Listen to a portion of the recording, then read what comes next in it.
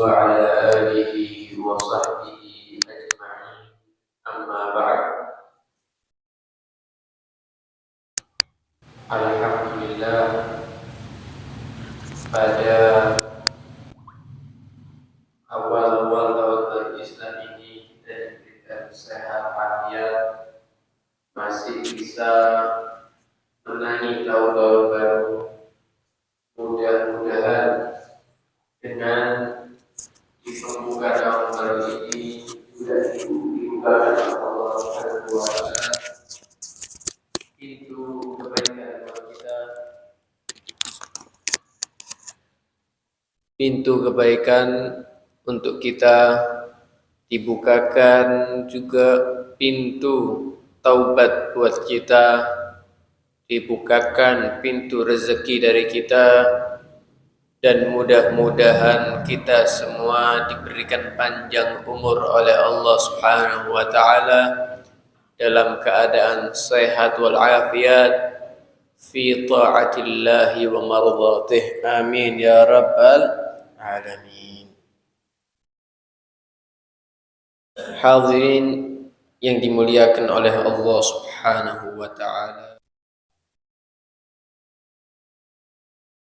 sebelumnya kita diperintahkan oleh Allah Subhanahu wa Ta'ala di dalam Al-Quran, ittaqullaha haqqa tuqatih, bertakwalah kalian kepada Allah dengan sebaik-baiknya takwa. Artinya harus memaksakan diri, apa caranya harus bertakwa, baik zahir maupun batin. Baik zahir maupun batin. Dalam batin kita tidak boleh suudzon. Dalam batin kita tidak boleh berprasangka yang tidak baik sama sekali. Tapi akhirnya para ulama juga mengatakan bahwa ayat tersebut hukumnya dihapus dengan ayat yang lain, yaitu fattaqullaha mastata'tum, bertakwalah kalian kepada Allah semampu kalian. Nah, di sini Al-Imam Ghazali rahimahullah, beliau mengatakan di kitabnya Al-Ihya Ulumuddin, ketika turun ayat Allah Subhanahu wa Ta'ala yang berbunyi lillahi ma fis samawati wa ma fil ard wa in tubdu ma fi anfusikum aw tukhfuhu yuhasibkum bihillah.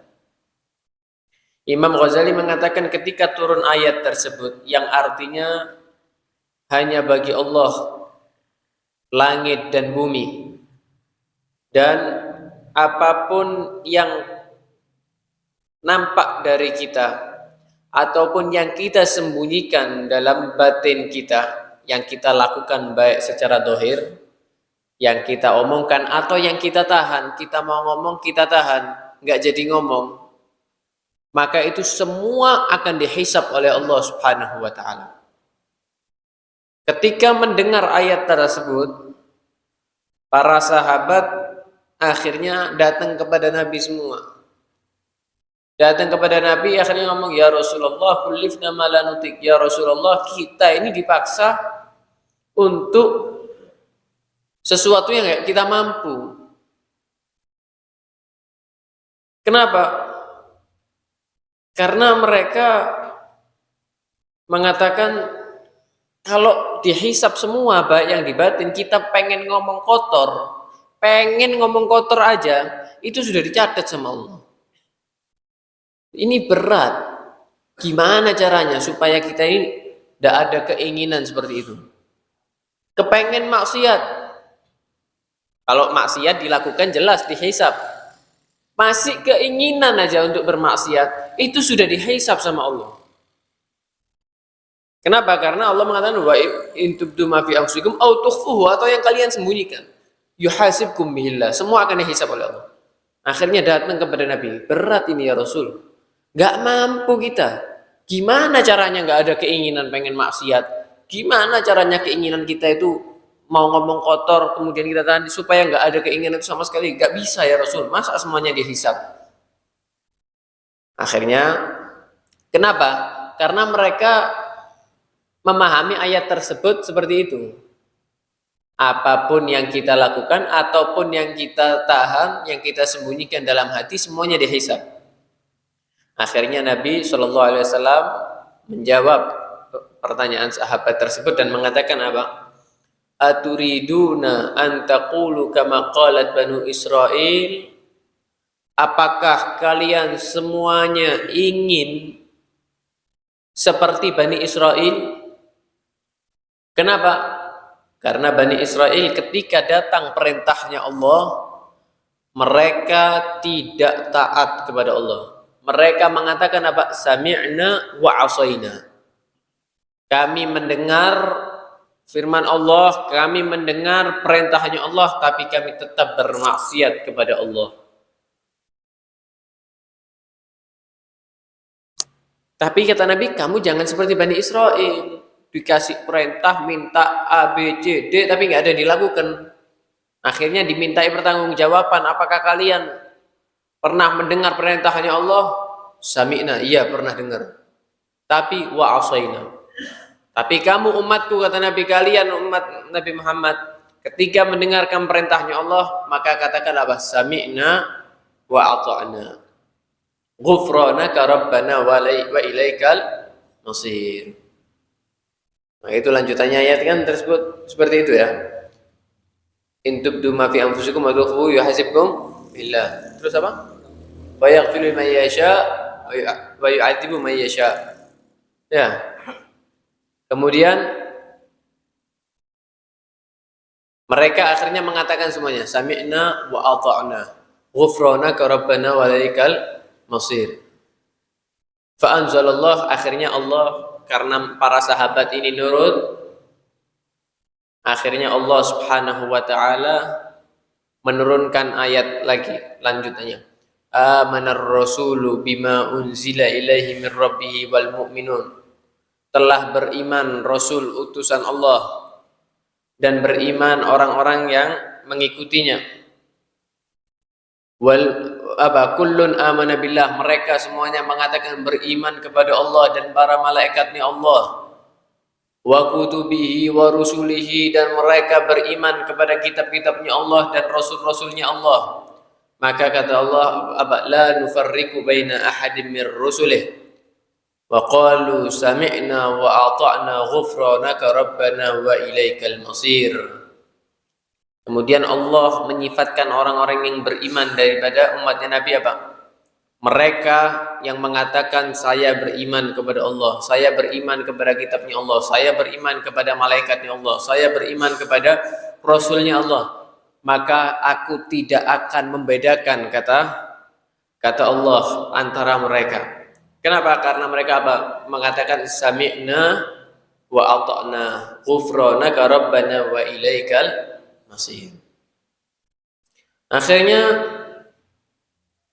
mereka setelah sambatan kepada Nabi, menyampaikan keberatannya kepada Nabi, akhirnya Nabi menjelaskan, enggak semuanya itu dihisab. Ya, enggak semuanya dihisab. Ya kalau kita lupa, bukan keinginan dari kita, itu enggak akan dihisab. Yang penting enggak terus menerus. Ya. Maka akhirnya mereka menceritakan akan hal tersebut, bahwa Allah telah menurunkan ayat ini. Dan bagaimana akhirnya mereka berdoa sebagaimana yang di Al-Qur'an apa? Rabbana la tu'akhidna in nasina aw akhtana, Rabbana wa la tahmil alaina isran kama hamaltahu 'alal ladzina min qablina. Rabbana wa la tuhammilna ma la taqata lana bih wa'fu 'anna waghfir lana warhamna anta maulana fansurna 'alal qaumil kafirin. Jadi ini sebetulnya ayat-ayat yang kita baca akhir surat Baqarah itu menjelaskan bagaimana hukum umat Nabi Muhammad. Apa saja yang diperintahkan oleh Allah maka kita harus lakukan. Kenapa? La yukallifullahu nafsan illa usaha. Allah itu enggak mungkin memerintahkan seseorang yang orang tersebut tidak mampu, enggak mungkin. La yukallifullahu nafsan illa usaha. Ya, pasti orang itu mampu kalau diperintah. diperintah oleh Allah untuk sholat 5 waktu. Siapa yang nggak mampu sholat 5 waktu?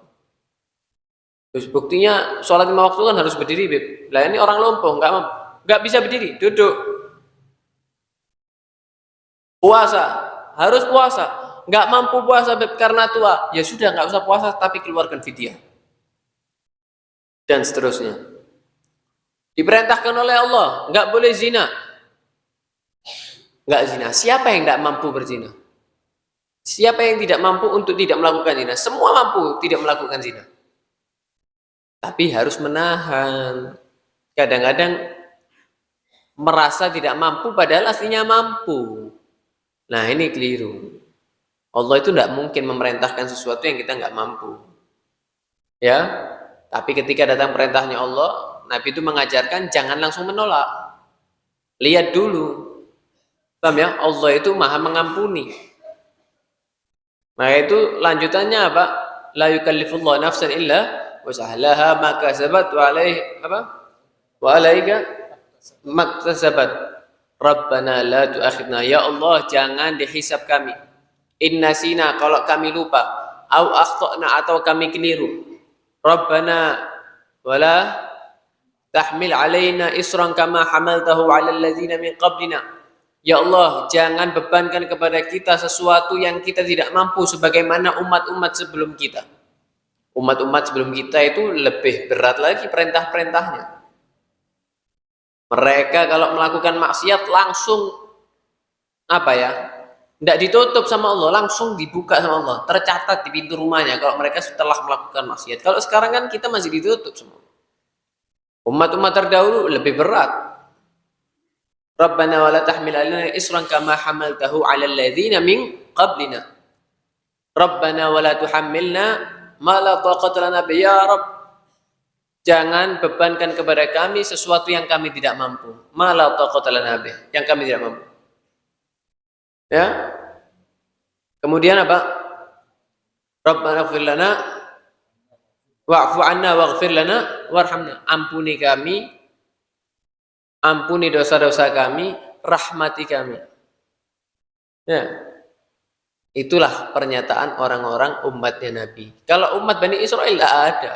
Dapat perintah didengarkan, masuk telinga kanan, keluar kiri langsung Bani Israel itu. Langsung maksiat.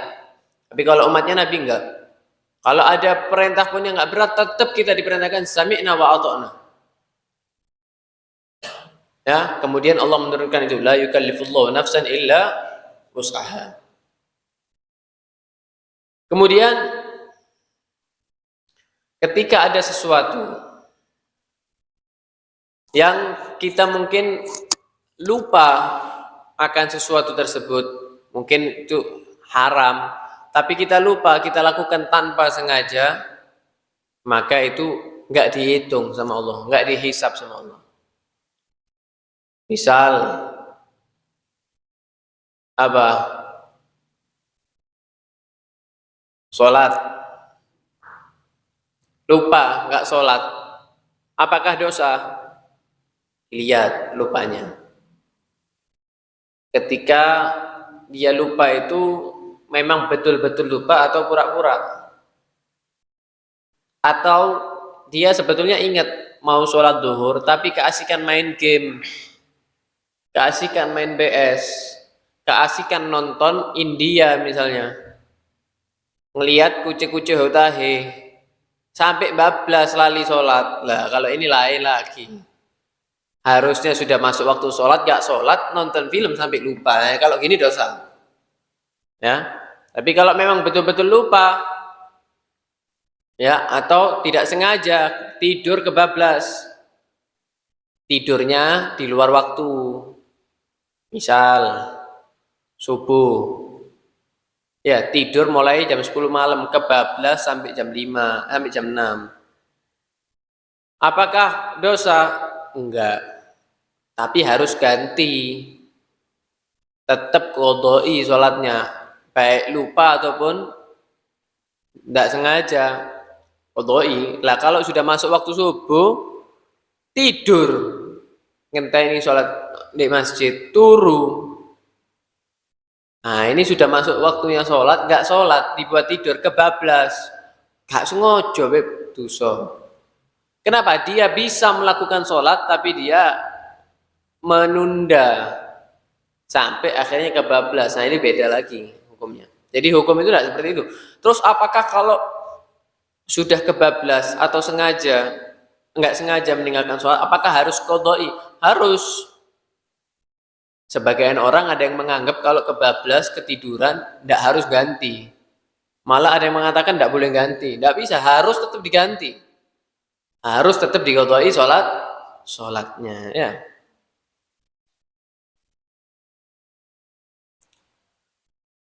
Maka itu, ayo kita ini sudah jadi umat yang paling enak.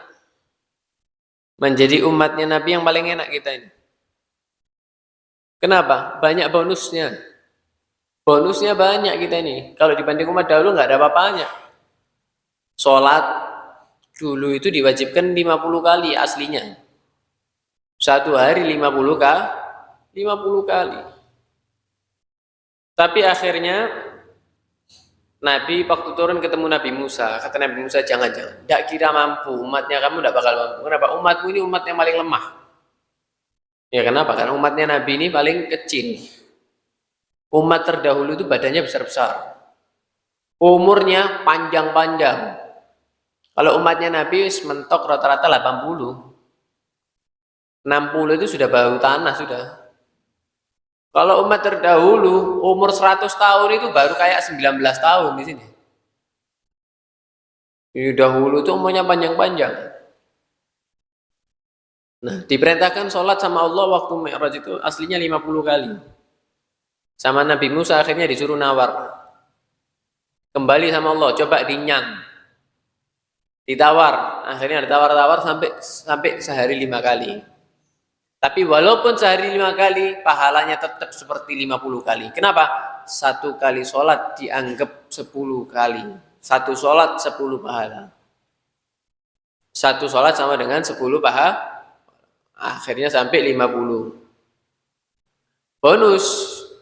Orang dulu maksiat langsung semuanya tahu satu kampung. Sekarang maksiat masih ditutup sama Allah. Dulu umatnya Nabi Musa ketika mau taubat harus bunuh diri dulu.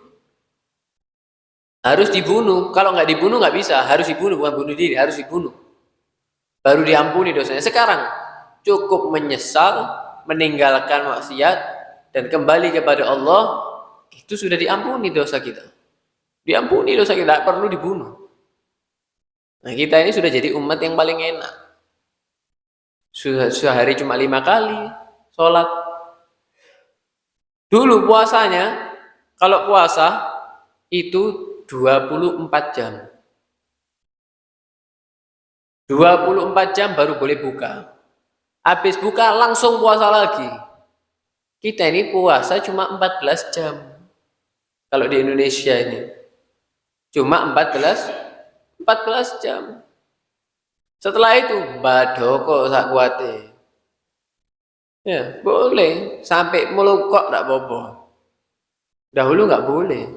Dan kita puasa cuma 30 hari paling lama.